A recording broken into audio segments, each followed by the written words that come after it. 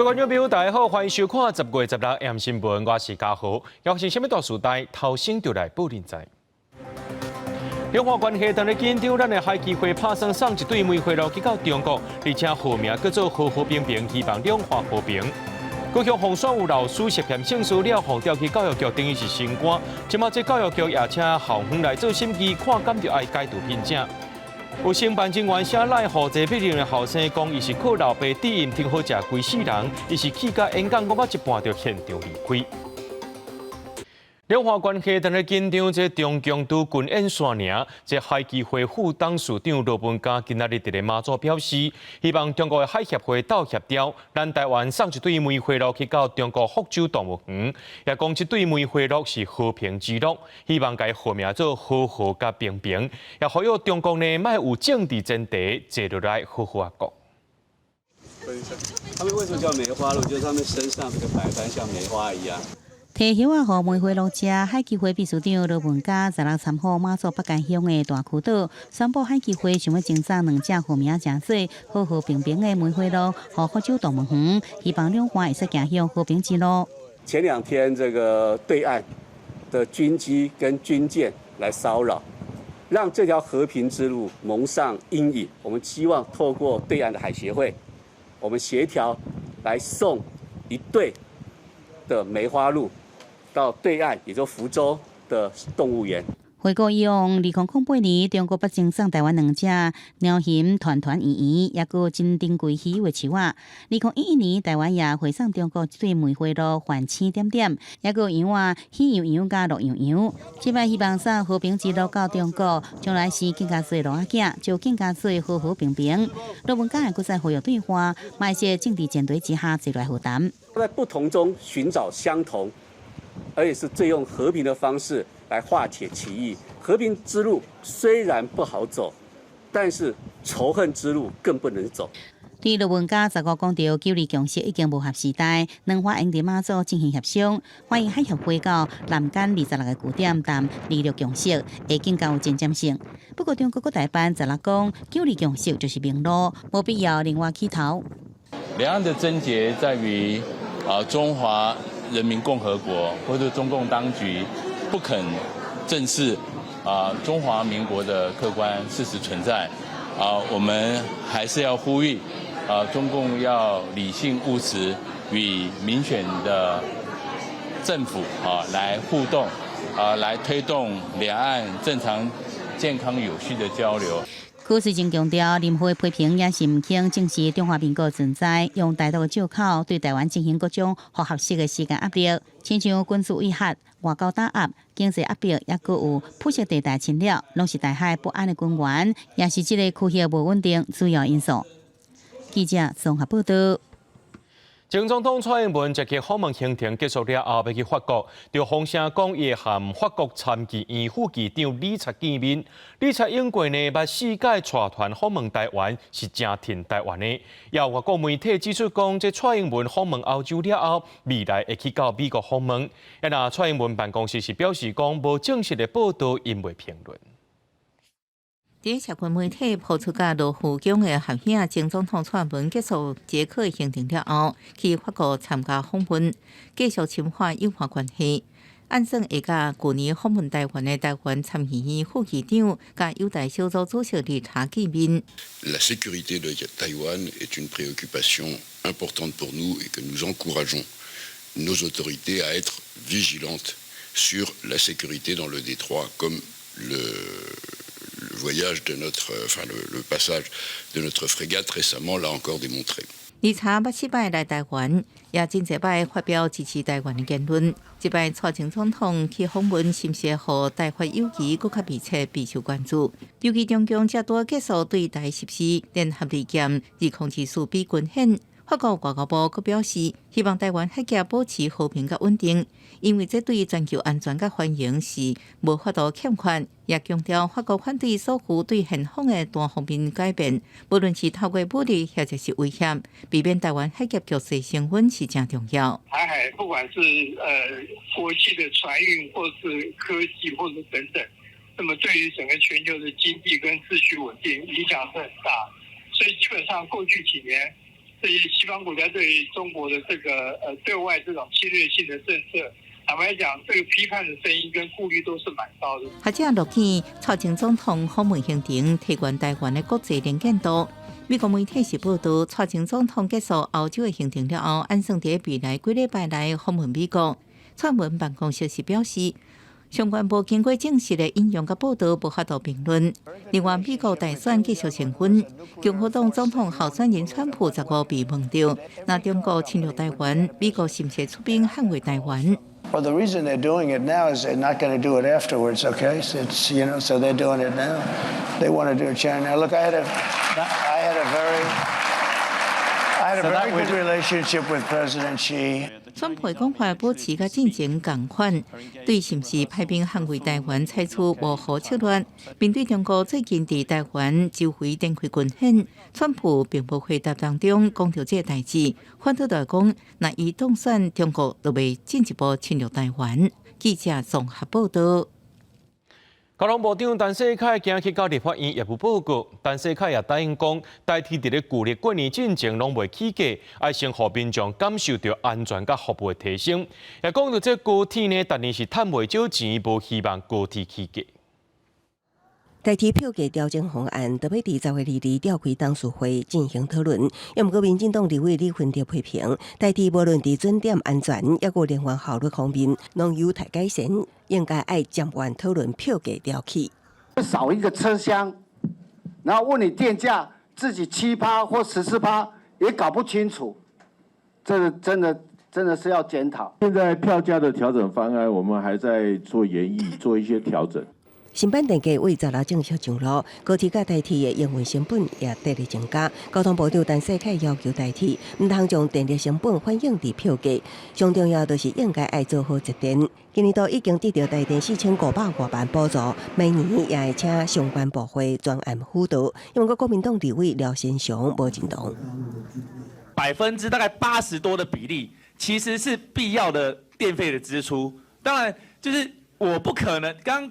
部长，你讲从节电做起，我列车行驶我怎么节电？代替今年就半年营收157亿，比去年增加50亿。高铁今年就半年营收265亿，对比去年增加超过20亿。李坤德要求高铁检讨，核心问题是运量，不是票价。代替虽然有票价调整空间，也不过爱先改善本身的体质。所以部长，没错，在明年春节以前，台铁的票价。 不会去做变动吗？春节之前不会啊，高铁都不会嘛哈。高铁我目前还没有看到报告。陈世凯答应，代替伫春节进前未做出票价调整，应该互民众感受到安全甲服务提升。另外，陈世凯也希望高铁会当负起公共运输责任，表态高铁每一年营运赚不了侪钱，无希望高铁票价调起。记者综合报道。 台湾今年风台地动，加上这中国军机不时伫台湾附近飞来飞去，造成来到台湾的外国游客减少真多，统计到达敢若550万人次尔，和交通部观光署年初定出1200万的外国游客是差真大截。交通部长陈世凯拜三伫咧立法院接受立委质询的时阵，也讲已经把今年的目标改做是750万人次咯。 来自香港的一家伙仔拄落回轮机，就随来到台北的西门町佚佗。虽然西门町落雨，不过外国游客嘛是真热情，而且伫街路顶边凊彩门拢是对香港来台湾佚佗的游客。就是因为免签啊，就很方便，就可以可以随时来这里。8楼，叫咩啊？珍珠奶茶。打边炉。来过几次？那个好像是3次，风景很好。 根据观光署今年8月份的统计，来台湾佚佗的外国游客，第一名是香港、澳门，拢总有88万人次；第二就是日本，有79万人次；第三就是韩国，62万人次；第四就是美国，拢总有40万人次。加上其他来台湾佚佗的外国游客，目前加550万人次，差观光署所定的1000万人次，佫差真多。第一个因素就是中国观光客到目前为止拢袂当来。 第二个原因就是讲，这个日本经济状况不好，所以日本贬值。第三大原因就是花莲发生了地震，然后接着就是有这个台风土石流，第四个因素就是讲，中国的飞机造台。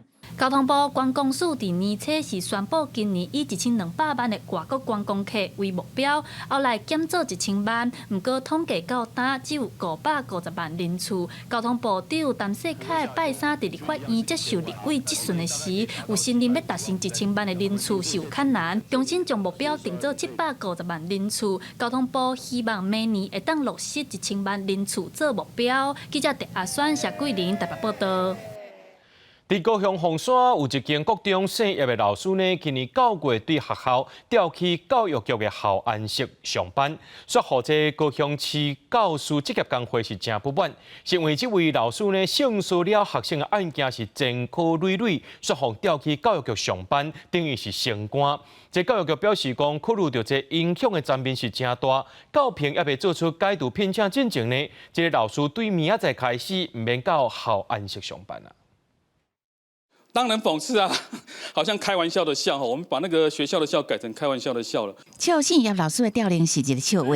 高雄市教师职业工会这个市政府对刚入性骚扰学生的安尼老师轻轻啊放下，无甲人改聘，搁甲调去负责专区校园安全单位上班。企图打开女学生的那个厕所的门，还有一个案子是他趁着女学生回来学校拿成绩单，就触摸她的手。工会列出老师争议事件，发现这个伫凤山某一个国中教册性业的老师，捌因为追究毕业女学生去人检举，这个佫互人申诉，像讲涉嫌毕业旅行时阵开女学生的厕所门，佫亲像趁孝道时阵倒伫女学生边仔顶爬行争议。经过调查，4人成立技能大局，后续教育局是甲照调去局内校安室，和民意代表批评是另类相关。有惩处表示什么？表示这个老师的性骚扰的行为是确实存在的。为避免该教师与学生有接触机会，暂调教育局处理非学生相关事务。教育局会持续的严加注意该教师行为。教育局证实，甲老师调去校安室，16暗时嘛做上新的处分，因为考虑这个老师是累犯，受害人数佫济，对学生囡仔身心造成侵害，影响真大，所以请学校调开教评会审议，还未改聘进前，依照规定停聘，嘛无需要去校安室上班。记者综合报道。去年2月，这台中丰原高中一名2年的查甫学生，因为老师规定甲伊霸凌了后，这个学生煞来行地路。台中市教育局今仔日宣布，经过调查，除了涉案的前教务主任已经停聘，那前主任教官停处，教育局伫咧10月初9甲伊撤职，而且停止任用2年。不过，这死者的老爸也烦恼讲，这款的老师、这款的教官，有关是有机会登到学校内面。去年2月，台中丰原高中一个高中生自杀身亡，起因是被砍学校内底，包含前主任教官、前校务主任加7名师长，差不多4个月集体起诉。经过1年多调查，台中市教育局16宣布前主任教官顶处案，经过调开军训教官人事评审会决议了后，函报教育部结果公布。惩处于日前出炉，教育部核予撤职并停止任用2年，2年不得接派为军训教官。这涉案的前校务主任已经向无请2年处分以外，也有一个校安人员伫去年9月离职，无搁再录用。整个案件发生伫2022年10月到2023年2月。丰原高中一个2年级男学生因为师长欺负而自杀身亡。校方调查小组去年6月认定是管教失当，欺负案件无成立。了后，伫舆论的压力加学生家长申请复查了后，重新启动调查。今年2月确定前校务主任、前主任教官甲1名校安人员欺负成立。代志发生到即阵1年半，最后1名前主任教官才进行处罚。在教育方面是解职，在军人方面是太处罚，他没有写得很清楚嘛。两并合起来3年，那3年后呢？3年后他是怎么样？男学生的老爸质疑，这个前主任教官有军人的身份，敢若撤职2年，无法度清楚来交代。调查期间对家属更加是真折磨。因为人本基金会是烦恼讲，前主任教官因为也牵涉另外一件性骚扰案件，也互撤职1年，不过也是有可能就由其他的身份转来到这个教育的体系。处理不适任教育人员的机制呢？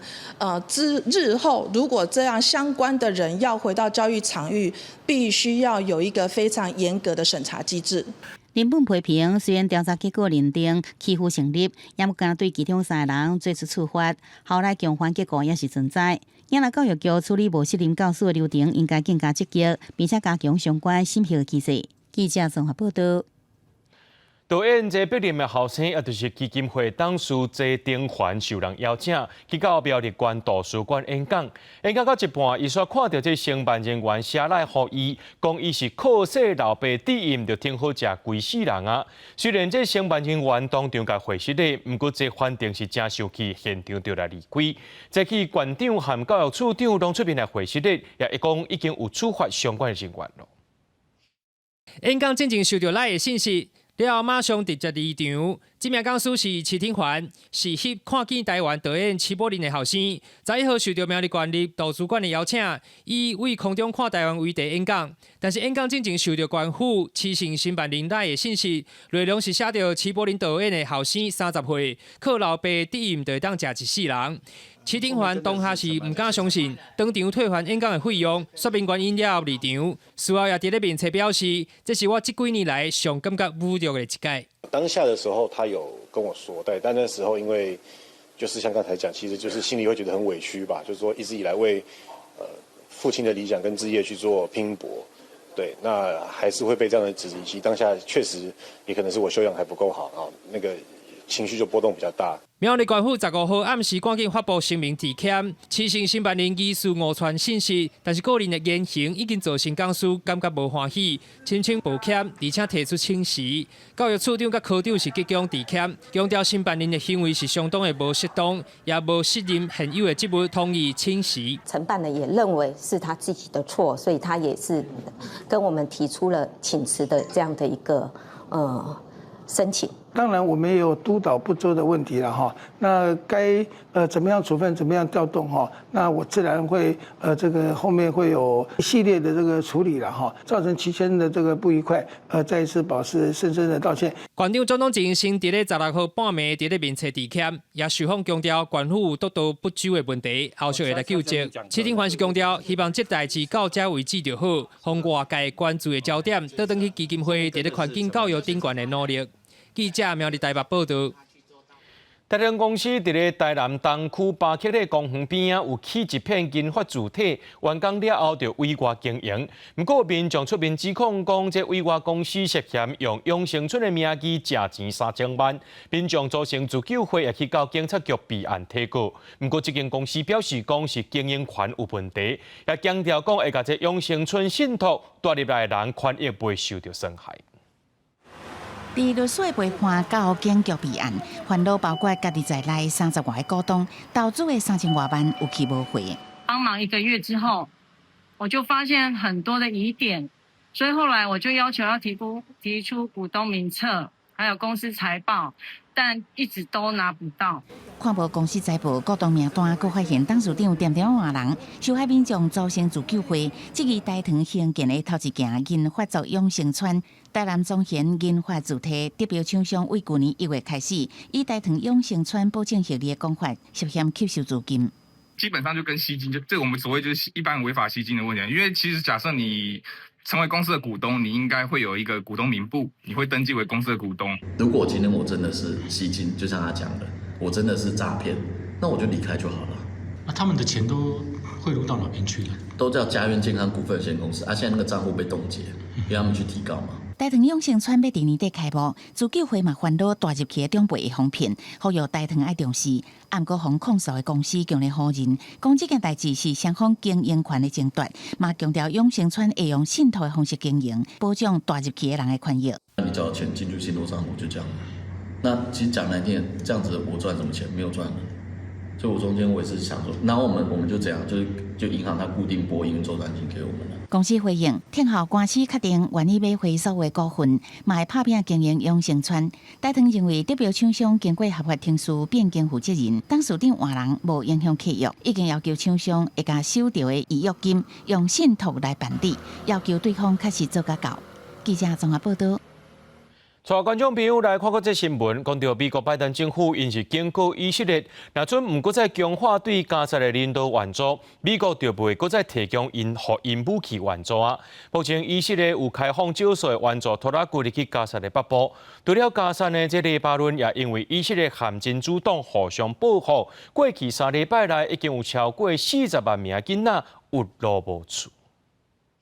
以色列14空袭加沙中部一间病院，大火将院内收容的难民天道营地拢烧了，造成重大死伤。前日讲加沙另外一间庇护难民的学校嘛被攻击，夺走22条人命，其中大部分是囡仔。以色列对加沙攻击以来，已经造成超过42000人死亡，190万人有路无厝。这种情形连美国嘛看袂落去。美国国务院发言人米勒15证实，美国国务卿布林肯加国防部长奥斯汀写批予以色列，要求爱伫30天内加强放宽加沙人道救援行动，安尼无会面临失去部分美国武器援助风险。Over the past few months, is that the level of humanitarian assistance has not been sustained. In fact, it has fallen by over 50% from where it was at its peak. It's not about making any kind of threats. It's about seeing the situation reversed. 这项批是美国到即马对以色列所发出去上强烈的警告，批来指控以色列顶个月拒绝也是阻碍90%对加沙人道援助。目前加沙北部去予以色列封锁，当地民众都爱靠人道援助为生。美国要求以色列，逐天爱予350台卡车通过4个主要过境点，运准导向海边的人民向内陆迁徙。以色列对这项批表示重视。讲拜已经开放30台救援卡车进入加沙北部。联合国表示，加沙北部有2礼拜无人员的危机，目前暂时得到化解。不过，哈马斯领袖刷出来指控美国对加沙去予人屠杀完有责任。نحمل الإدارة الأمريكية المسؤولية عن هذه المجازر والجرائم وحرب الإبادة الجماعية التي ترتكب يوميا ضد شعبنا في قطاع غزة. وتصعيد الحصار وقتل المدنيين العزل في خيامهم وفي أماكن نزوحهم. 除了加沙，黎巴嫩嘛因为真主党甲以色列的互相报复，过去3礼拜百姓承受真大痛苦，尤其是无能力反抗的细汉囡仔。1.2 million people have been displaced, of which 400,000 are children. Work on nutrition, how to feed and care for your family during this horrendous period. 最近以色列的空袭造成黎巴嫩超过2300人死亡，敢若过去3礼拜都有超过100个囡仔无辜死亡，超过800个囡仔受伤。联合国是讲，国际社会援助爱送到位，希望莫阁有人违反国际人道法。不过以色列攻击并无减少，今仔日搁再对贝鲁特甲黎巴嫩的东部、南部展开空袭。当时搁讲，伫加沙北部消灭一个哈马斯指挥官，也有50多个恐怖分子。目前真主党已经放调要对以色列展开报复。公司新闻，詹慧敏、黄文玲编译。头一天就25万人去投票啊！另外，Trump 的传记电影《像是接班人》最近等咧放送，不过内面有一寡政治内容损害到伊形象，也引起 Trump 的批评。也若讲到何今呢，才有可能会去上这网青乔罗根的 Podcast 节目，争取到男性选民的支持。美国大选投票日最后几日，乔治亚州伫当地时间15正式展开提前投票。登记投票的选民排真长，当地官员证实，到迄日下昼4点为止，至少有25.2万人完成投票。会当讲是顶届总统大选头一日提前投票日的2倍。乔治亚是美国7大竞争激烈的关键摇摆州之一，有计伊的选举结果会扮演决定性的角色。Because being so young, and especially with the recent economic crisis we've had, I really just want to make sure my vote counts. Let's make America great again. 共和党总统候选人川普的传记电影《像是接班人》最近放映，电影内真受讨论的一段，描写川普甲伊的第一任家后伊凡娜伫激烈的冤家了后，演变做暴力性侵，酸断川普的形象，互伊气甲丢骹断地，高伫社群平台，骂这部电影是连继诽谤政治上的恶棍行为。I'm not surprised, there is a Trump fatigue, there is an election, there are serious stuff going on, but also we have such a small budget to promote the movie, to market the movie, so we really need Mr. Trump to do more tweets for us. 有消息人士透露，民主党总统候选人何金雷可能会拜访有名的网青乔罗根的 Podcast 节目。乔罗根有数千万的忠实听众，而且多数是少年男性。何金雷当咧拍拼争取男性，特别是非裔男性的支持。It's important to recognize that they are not a monolith, and their support must be earned. with policies, rhetoric, and performance that speaks to them. 有专家讲，提名调无输赢情况之下，侯锦丽若会当伫乔罗根的节目中露面，有希望为选情提升。不过也有选民表示，一到选举就讲到种族甲性别，互人真野心。公司新闻新闻部编译。来看这南韩演艺界新闻，因为女子团体 New Jeans 爆出霸凌事件，而且这件代志呢，佫闹到国会去，就成员指控公司讲对因无公平也无尊重，也呼吁这经纪公司呢，就要好好对待记者。 한희 씨 여기서 팬분들께 꼭 한마디만 좀 부탁드릴게요. 말 안 해도 팬분들이 제 맘 잘 아시니까 굳이 말할 필요 없습니다. 夹在国会大楼，韩国女子团体 New Jeans 成员汉尼，则个用参考人身份亲身出席环境道德委员会国情监察会议。说明这公司互人看无，佮有各种无尊重、无公平的态度，包括去母公司海部大楼的时阵，互另外一组团体的经纪人当作无看到，佮真侪摆拄着中官拍招呼煞共款互人看无。另外公司的员工佮用应用软体本来美女团 New Jeans 甲海部的公关部门要求记者写稿的时阵，对于 New Jeans 伫日本的生日淡薄讲着就好。对此 New Jeans 的经纪公司多执行长金智英即个用证人的身份出席会议，伊表示会尽力处理即个内部问题。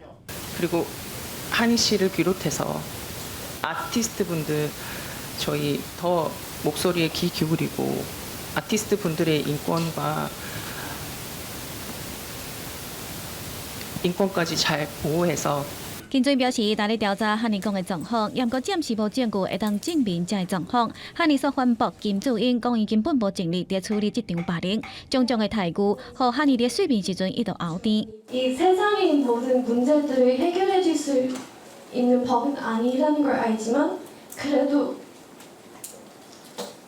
빈섬을 인간으로서 존경하면 적어도 직장 내 괴롭힘과 따돌림 문제들은 없지 않을까 싶고요. 因为汉尼是越南的澳洲籍，韩文并无真好。这个一场霸凌事件，连澳洲驻韩国大使嘛主动关心。而打造出 New Jeans 的有名制作人明熙珍，今年4月嘛表出甲公司的意见无同，最后说解除执行长的职务。公司新闻台是董炳义。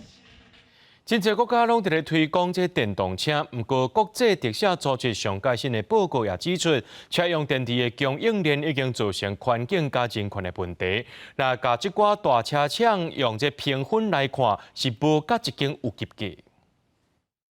随着减少碳排放，加做真侪国家的政策主流。 强调无废气排放的电动车，正做环保口号之下爱用者。一般的电动车车用电池重量平均大约是400至450外公斤，其中至少爱10公斤的高品质锂金属。若是特斯拉的产品，可卡爱达到80公斤。不过，锂矿的矿藏集中伫少数国家，其中前3名的玻利维亚、阿根廷、智利。 这个南美洲 ABC 23国运动量就占全球6成以上。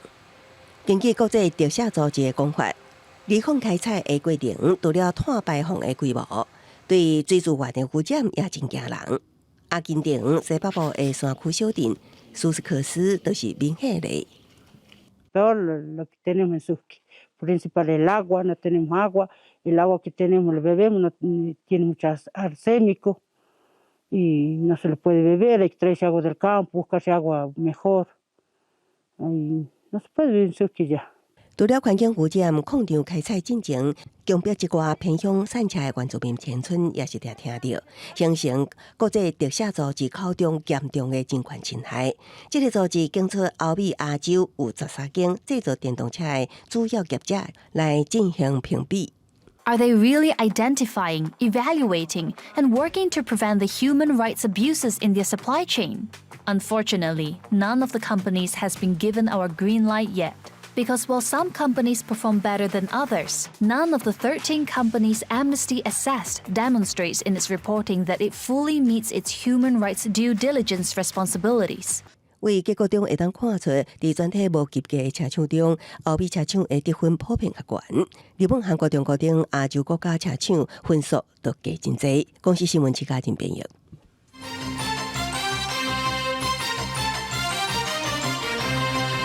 北检继续侦办经发生案件，今早起呢是第2届第6届提醒瓜分得，下晡是第7届照地政台北市副市长彭真生，因2个人面对媒体提问拢无回应，检方也继续比对口径，要来厘清敢有金钱往来对价关系等不法的代志。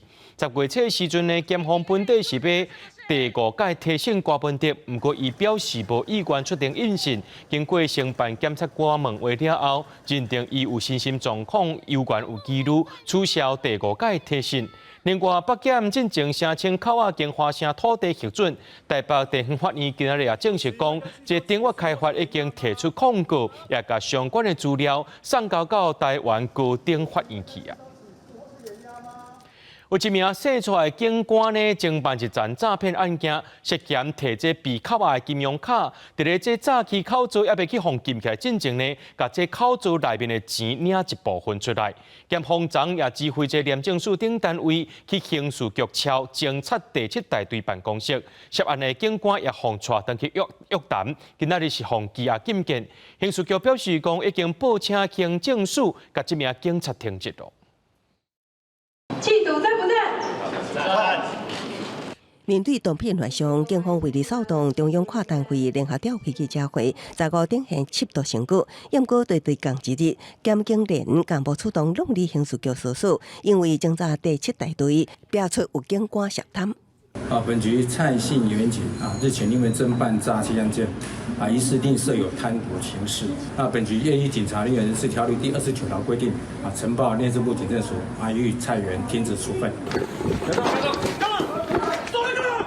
过去办刑案冲伫第一线，涉案的洗刷侦查证，破获几件非法外交案。今年大约50岁，伫刑事局年资超过10年，已经是2线3线警官，即马线知法犯法。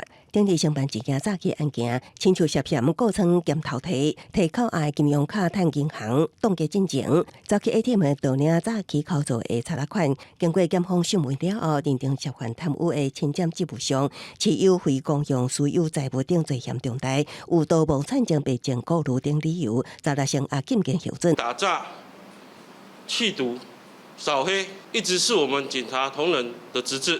伫今年5月，刑事局警政监3线2000的联刑组涉嫌收钱、涉弊、包庇不法，互检方起诉了后，警界阁表出危机案件有合作建议，强化经济内控。我们也时时要去做这些负面个案的先导嘛，加强教育训练，强化内控，找出涉贪的危险因子，事前的防治还是大于事后的惩处。学者分析，当金钱压力来的时阵，若拄着机会，警方可能会合理化家己的行为，惊险路犯案，建议提悬内控查hiệu，更加爱找出涉贪危险因子来防范。记者综合报道。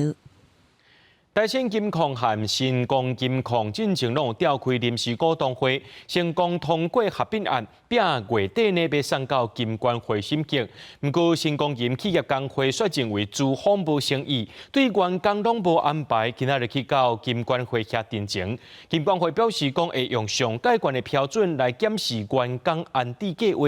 另外，500亿要甲台湾富片大加落来，到时阵才有可能会出现这市场规划盘的记录。劳动部长何培山是强调，反对双方合并，也已经向公平会发函反对合并了。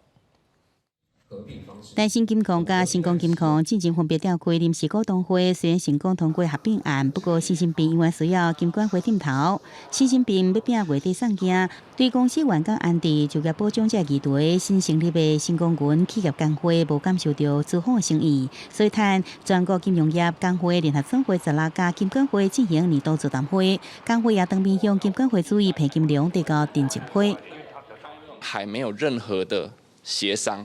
甚至我们还没有看到任何的版本，为什么会直接都压日期说要送件？其实这一点对于员工来说，心情会造成蛮大的一个恐慌。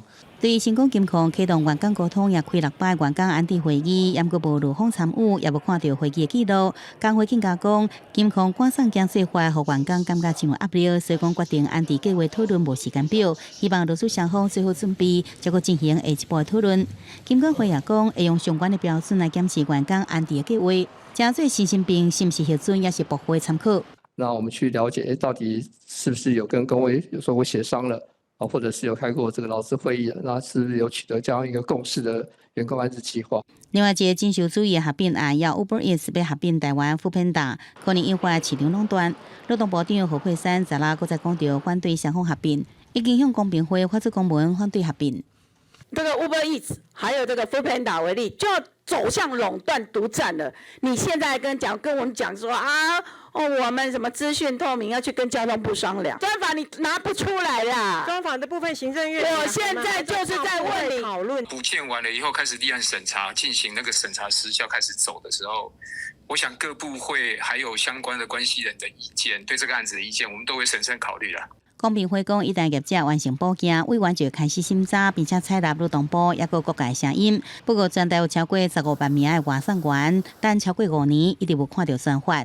条约立委认为讲，应该要加紧这立法的脚步。也个何佩珊讲，议员需要细心来讨论。劳动部正关注外送员，先经由交通部运价规则和运费透明化，并且经由双方对话平台继续来讨论。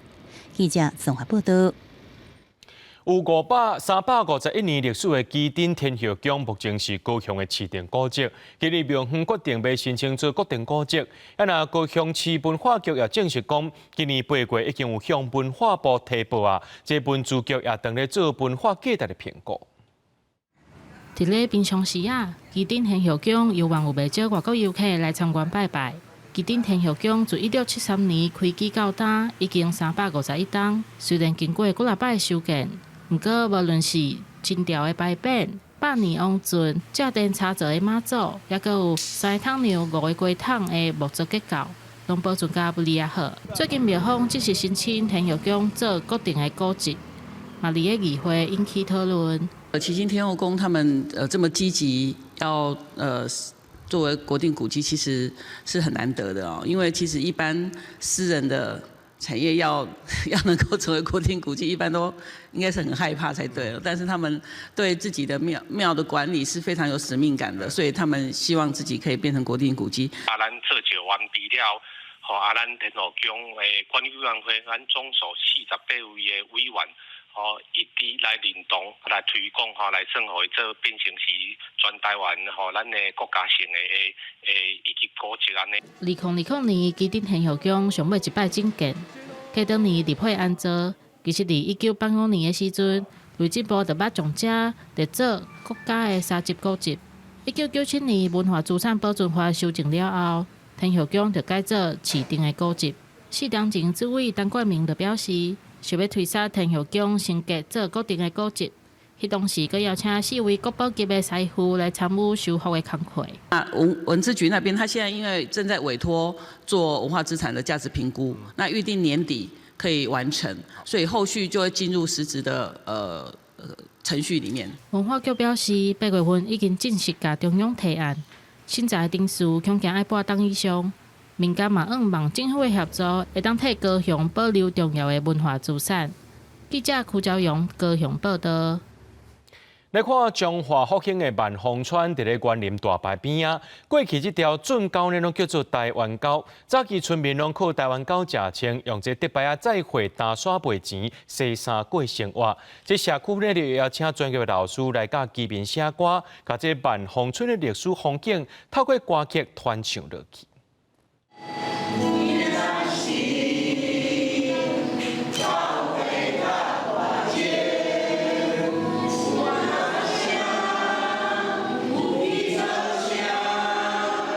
大声唱出家己写的歌，这是中华复兴万丰村民的创作。万丰村就伫园林大牌边，过去这条圳沟阁叫大园沟。庄内的万丰教会是居民主要的活动据点。早年村民靠大园沟趁食，顺溪水用竹牌仔载农作物去落港卖。1950、60年代发展工业，居民会去溪底打沙卖钱。即阵居民甲过去的记忆写做一首歌，唱出大园沟的故事。囡仔的时吼，来教会时吼，要做礼拜进前，有一个大钟吼，拢会当，有人听到就讲要做礼拜啊，就今日来啊，安尼。过去有真侪尊者运输对园林到鹿港吼，都是通过这条台湾沟吼。啊，这条台湾沟有真侪历史的故事，包括日本人嘛对这条沟拍到园林啊，到彰化的所在，通过这的活动，互百姓会当重新会当凝聚。社区时代参囡仔人做伙讨论，大家出意见，写出一首代表万丰的主题曲，过程也充满人情味。上珍贵是迄人情味满满，叫阮遮侪岁要来写这首歌是真困难，但是老师一个启蒙安尼吼，阮就拢一直想出来啊。我是教会出身的婴仔，所以我就写万丰，我就去问迄长者讲，为什么万丰叫万丰啊？为什么在地有什么故事啊？有迪拜啊、打刷、生啥这个故事，咱就豆豆甲这故事呢，用画图的方式甲伊表现出来。万丰社区为4年前开始启动营造计划，居民用版画、地图、歌曲这挂创作记录家乡。社区表示，希望用多元的艺文方式表现地方特色，让大家认捌万年丰富的万丰村。记者杨淑晴综合报道。讲到咱全台湾跳舞登记数量是超过逐年出世的婴仔，台南安南区呢，这南行里就发布台南头一份家户动物调查，平均3户就1户有伫咧饲动物。不过确实有6成的跳物呢，拢无按这晶片。台湾动物保护行政监督人员是认为讲，就要先去了解这调查的状况，才会当对源头做管理。民众徛倒摆4、5只狗对咧后壁叫流浪狗的问题，要安怎有效解决？台湾动物保护行政监督人员近来提议，会当以邻里为主体做家户动物调查。台南安南区南行里是全市头一个里落去调查，各个平均每3户有1户咧饲，其中是狗仔的占上济，所有6成的狗仔猫仔无入晶片。其实各地头同款有这个状况。因为新群结党拢10外只、20只，囡仔啊、小朋友还是女性哦，当时啊，一只饲放就活来，活来，当时会甲你教。透过这第一届安尼来调查来了解哦，初步社区的这个动物的状况，但是这个晶片的部分哦，佫唔是遮尔落实啊，这是阮调查出来的这个初步的一个结果。再来发表头一个家户动物调查，安南区51里里长也来宣布意见交流。有里长讲，目前虽然伫生活甲原理有动物收容所，不过效果也是有限。动物处回应，即阵除了伫林潮社占地区，后续伫南区安南。空都会来设置，来找所在，看会当是不是暂时来安置遮的流浪狗。莫讲咱验了了，佮放转来原位，可能造成会有一寡饲林朋友无共的看法。有一寡迄个狗仔吼，较乖吼，较温柔的吼。TMV 啊了后，当社区做社区狗。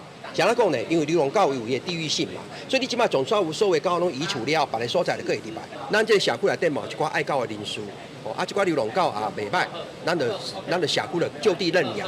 根据内部统计，全台厝内有饲宠物的数量要过280万，平均3至4户就人饲。不过也无到落实入晶片，动作并建议各地头爱先对源头先管控，才通解决这个问题。记者从台南采访报道。当年清华大厦拢会伫咧校园内面整理出一段时间无人徛的铁马，经过公告了后，找无主人就会开放予校内学生甲员工领用。今年当中有447只的旧铁马，今透早就吸引袂少人来现场排队啊。还未到8点，活动开始的时间，现场已经排满要来领用铁马的学生。排上头前第1名的学生讲，为着找到家己介意的铁马。3暝9点就来现场排队。9点下课我就来了，顺路这样。所以今天有找到自己的喜欢的吗？有。你觉得这个学校活动办这样的活动怎么样？非常好啊。这怎么说？就是让我可以不用大老远从家里牵一台车过来，就是很方便。这个活动还不错，就是让这些没有人认领的脚踏车，就是可以被就是需要的人再利用到。现场还有一台打满学校停车证的老铁马，顶管有搭民国96年的车证，到搭已经有17年历史。我觉得很酷哎，居然可以来这边找到这种联名款，赞！清华大学指出，学校逐年都会整理出校园内已经无人使用的铁马，其中有真侪拢是学生毕业了后无方便驾照所留落来的。今年拢总有447台旧铁马，希望透过活动找到新主人。后各会起来卡打车未拍算去。每年在毕业季之后，就会开始清理校园内没有使用的脚踏车。那最主要的目的呢，是让车子可以循环利用，达到环境永续这样的概念，也让车子找到新的主人，有重生的机会。经过领用的铁马，现场也有提供免费保养。派去的铁马，学校也会斗3天安排修理。学生拢学了讲，真正是俗个大碗。记者杜君和新竹报道。新冠肺炎的研究又有新的发现啦！南口中基病院公布上届新的研究成果，发现个新冠重症患者瘤内面嘅高度比轻症患者更较悬。那准这高度愈悬，治疗推测效果也就愈歹。这也证明讲，这重金属镉和心冠疾病严重程度是有关联的。这毒物科医生也指出讲，镉污染来源除了做工课食薰以外，还个咱接落去腹肚底同款是污染源。新冠肺炎疫情秋冬恐惊会阁压起，南口中基病院上新的研究发现，新冠肺炎重症患者尿内底氯的浓度比轻症较悬，而且浓度愈悬，临床预后愈差。定定看氯污染源，除了职业甲食薰以外，饮食嘛是一个重要污染源，像讲食到具有氯污染有壳的海产类。主要是从我们饮食中，还有空气污染及职业暴露等。暴露会影响到诸多发炎及免疫疾病。研究团队表示，这届研究拢总574个新冠确诊患者，其中252个是重症。经过统计分析发现，比起轻症患者，重症患者平均年纪较大是70.9岁，尿内底氯浓度嘛较悬。搁再进一步分析，尿内底氯浓度愈悬的，费用不足使用呼吸器的比例较悬，死亡率嘛较悬。又这会当证明重金属氯甲新冠疾病严重度有真大关系。镉中毒有2个器官会受到影响，第一个它引起肾功能的异常，造成肾衰竭。那另外，镉中毒也会引起骨头病变。研究团队提醒，氯是一种有毒的重金属，是世界卫生组织公告的第1级致癌物，目前无解毒剂。氯常常用来做热力电池、擦料色素等，比其他的重金属，氯较会叫农作物、菜色、稻米吸收，所以呼吁民众爱戒薰，避免空气污染，防范日常饮食可能接触到过量氯的风险。记者综合报道。讲到胃癌和大肠癌，拢是国人10大癌症死因。台大病院今日发表全球头一个胃癌和大肠癌2合一整合体检模式，那提升这体检的效率，也当降低医疗能力和医疗成本。而且过去12年，伫咧中华进行大规模社区体检计划，正式会当降低这胃癌的发生率，也有这大肠癌的死亡率。50岁以上民众每2年会免费接受粪便检核检查，较早找出大肠癌患者。不过，台大病院上新的研究发现，那另外各做胸门杆菌粪便抗原检查，都已找出胃癌高风险族群，较早介入治疗。这是全球首创新型2合一胃癌甲大肠癌整合体检模式。胃癌的筛检跟防治，基本上它是一个预防的措施。那世界上并没有把2个结合在一起做筛检，在社区做筛检的运用没有。那这是世界第1例。研究团队表示，幽门螺旋杆菌是胃癌甲消化性溃疡的主要原因。不过，因为初期症状不明显，促使治疗先期。所以，自2012年开始，经由国健署甲中华县51间医疗院所共同合作进行社区大型体检计划，差不多有15万人参加。结果发现，当时参加2合一体检的民众，胃癌发生率降低32%，大肠癌死亡率是降低28%。执行起来，民众也觉得很方便。那后续进入到肠胃科那边的确诊跟治疗，整个架构也都建得很好。明年度我们也会再扩大我们的这个胃幽门杆菌的一个示范的一个服务。那未来希望能够在各个县市，那有机会也能够提供给我们的民众。研究团队指出，传统胃癌拢靠胃镜检查，无法度发现幽门杆菌，也无法度让患者接受毒菌的治疗。那用2合一检查，应提悬体检效率，降低医疗津贴甲医疗成本。国健署也强调，这项2合一体检示范计划，明年会扩大到各县市，鼓励民众拢来受检，较早发现、较早治疗，应有效降低死亡率。记者综合报道。10月16日是世界粮食节，因为这几年呢，因为这极端气候、战争等等因素，全世界有超过7亿个百姓伫咧摇巴岛。咱的农粮署也招民间团体做伙捐出2万多吨的白米，也有长期伫咧做国际援助的 NGO 团体召开论坛，希望让咱的台湾民众了解到国际上大家伫遐尤其适当也有囡仔营养不良的问题。这几年因为极端气候，地区真侪国家有出现高温可汗，影响到农产的种植和收成。除了天气因素，像中南美洲的海地，因为当地治安和经济无好，根据海地和联合国组织9月底发布的报告，指出海地有48%的人口540万人有摇巴肚的情形。Juste pour faire qualité, nous devons manger au monde à manger. Dis nous obligé manger parce que comme si la nourriture à partir mettre protéger de côté. Juste obligé goûter juste pour battre combat pour chaque combat. 地区粮食出现危机的主要原因包括气候、产车和战争等等。根据联合国粮食和农业组织的调查，2023年全世界有超过7亿个百姓摇巴肚。10月10日世界粮食节，有民间团体和农业部、外交部做伙管理援助10个国家，嘛招专家学者开论坛，希望让台湾民众了解国际上尤其和囡仔营养不良的问题。台湾过去也是靠有一段时间是透过外援的哈，不过我们现在台湾。的农业技术已经很发达，那我们希望也可以把这些最新的技术，也可以造就那些发展中国家，希望说提升他们的农业产量。民间团体表示，除了管理印度51个国家拢有适合无据点，希望透过培力，让当地的百姓有能力改善家己的社区。也那农粮署是表示，台湾自2002年开始，逐年拢有捐公粮的计划，今年是拢总捐出22000吨的白米。无欠米，咱就备去家只公牛利用这个机会吼，更加去援助咱遐的迄个较欠的所在，包括海地啦、洪都拉斯啦吼，拢是算较善食啦、较欠米的所在。农粮署表示，希望透过各大公司部门的协作和国际合作的行动，来响应国际关心的粮食安全和药剂的议题。记者卢尚如、郑春友台北报道。最近天气一变化，明仔气象咱做回来详细看。基隆、台北、桃园、新竹对24度到31度。苗栗、台中、彰化、南投、云林对23度到32度。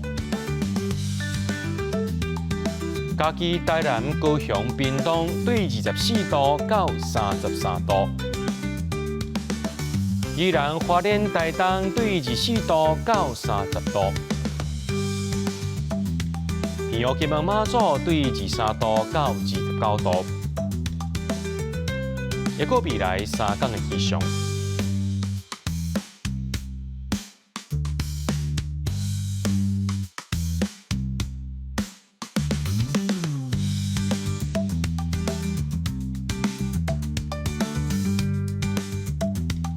在新闻最后，感谢各位观众朋友收看今日AM新闻，我是嘉豪，明仔暗时7点咱再相会。